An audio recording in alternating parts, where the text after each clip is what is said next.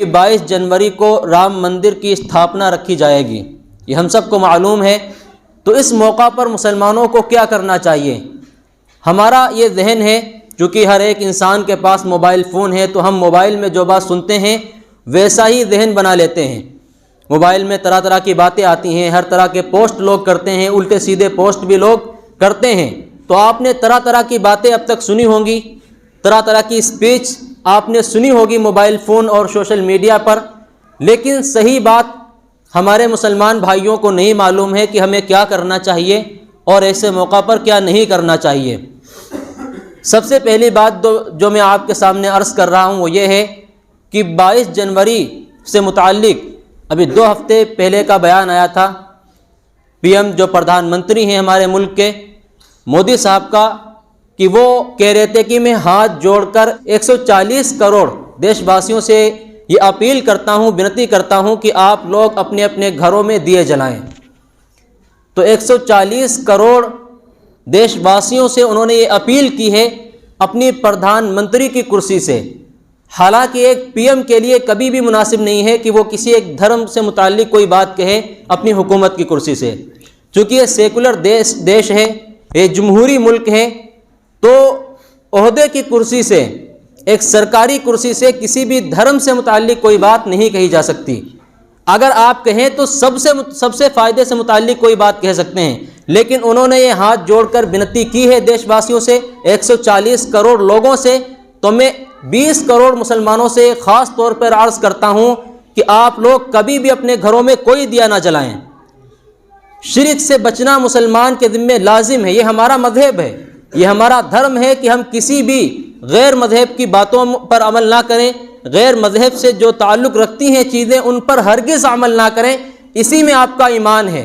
और अगर आपने कोई ऐसा काम किया, अगर आपने कोई ऐसा कदम उठाया जज्बात में आकर के, या भाईचारगी को बहुत ज़्यादा बढ़ावा देने के लिए आपने अलम उठाया और जनाब ऐसे काम भी करने लगे जो शिरक की हद तक हैं, जो आपको कुफ्र के दलदल में ढकेलने वाले हैं, तो आप अपने ईमान को खो देंगे, ईमान से ही हाथ धो बैठेंगे। बहुत से मुसलमान सोशल मीडिया पर जब आप ज़रा जाएंगे देखेंगे तो बहुत से मुसलमान ऐसी बातें कर रहे होते हैं कि भाईचारा को बनाए रखने के लिए भाई ये भी कर लो, ये भी कर लो, ये भी ठीक है। नहीं, आप वही करेंगे जिस बात की इजाज़त आपको कुरान और हदीस देता है। जिस हद तक जाने के लिए कुरान और हदीस कहता है आप बेशक जाएं। आप किसी गैर मुस्लिम की मदद कर दें, अगर वो परेशान है, कोई गैर मुस्लिम के घर में खाने को नहीं है, आप बेशक मदद करें, खिलाएं, अपने हाथ से खिला दें। हमारे नबी सल्लल्लाहु अलैहि वसल्लम ने पैगाम दिया है, तालीमात हमें दी हैं, लेकिन जहाँ कुफ्र और शिरक की बात आए कोई समझौता नहीं, कोई कंप्रोमाइज़ नहीं होना चाहिए। जहाँ बात आए ईमान के सिलसिले में और ईमान से मुताल्लिक, मेरे भाइयों, हम और आप किराएदार नहीं हैं इस मुल्क में।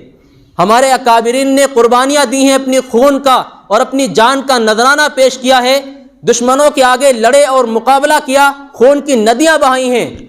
मुसलमानों ने देश को आज़ाद करने के लिए, अभी 26 जनवरी का मौका आने वाला है, तो ये बातें आपको समझाई जाएंगी और आपको बताई जाएंगी कि हमारे मुसलमानों ने, हमारे अकाबिरीन ने, उलमाए किराम ने कैसे तख्ते सूली पर लटकाए गए और किस तरीके से उनकी खालें लोहे की कंगियों से नोची गईं।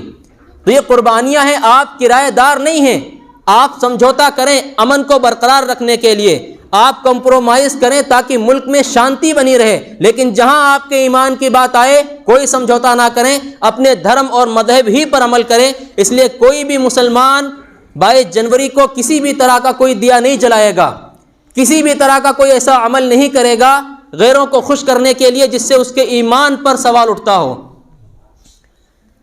हम ऐसे मौका पर, हम ईद के मौका पर गैर मुस्लिमों से नहीं कहते कि आओ नमाज पढ़ो ईदगाह में। हम ईद के मौका पर ये नहीं कहते कि आओ हमारे मजहब की रस्म में आप शरीक हो, हम हरगिज़ नहीं कहते। फिर हमसे क्यों कहा जा रहा है कि तुम जो है अपने अपने घरों के अंदर दिए जलाओ? 140 करोड़ देशवासियों में मुसलमान भी तो हैं 20 करोड़, तो क्यों कहा जा रहा है? तो आप कोई भी ऐसा कदम ना उठाएं। दूसरी बात मुसलमानों से मैं ये अर्ज़ करना चाहूँगा कि 22 जनवरी से कुछ पहले से लेकर, ख़ास तौर पर 22 जनवरी से लेकर 4-5 दिनों तक आप लंबे सफ़र टाल दें, लंबे सफ़र को मुलतवी कर दें, आप ना करें। क्योंकि ऐसे मौका पर ऐसा भी होता है, उसमें बहुत से लोग जज्बात में आकर के الٹی سیدھی حرکتیں بھی کرتے ہیں، تو اس لیے آپ یہ کام ہرگز نہ کریں۔ اگر آپ کہیں سفر بھی کر رہے ہیں تو اکیلے نہ جائیں، اگر کوئی ارجنٹ ہے، ضروری سفر کرنا ہے تو اکیلے نہ جائیں، آپ چند لوگ مل کر سفر کریں۔ ہائی وے پر بھی اگر آپ کو نکلنا ہے تو اکیلے آپ نہ نکلیں۔ بسوں اور ٹرینوں کا سفر، خاص طور پر ٹرینوں کا سفر نہ کریں، یہ بات آپ اپنے ذہن میں رکھیں۔ دوسرے، اس دن جس طرح ہم عام طور پر اپنے گھروں میں رہتے ہیں، جس طرح ہم عام طور پر اپنے امور اور کام انجام دیتے ہیں، وہی عمل آپ کریں۔ الگ سے آپ کو کچھ بھی کرنے کی ضرورت نہیں ہے۔ ہاں، نماز کی پابندی آپ کو پہلے بھی کرنی تھی اور اب بھی کرنی ہے، نماز کی پابندی کریں۔ اور اگر ہم مسجدوں کو آباد کرتے تو اللہ کی قسم کوئی بھی مسجد مسلمانوں کے ہاتھ سے نہ جاتی۔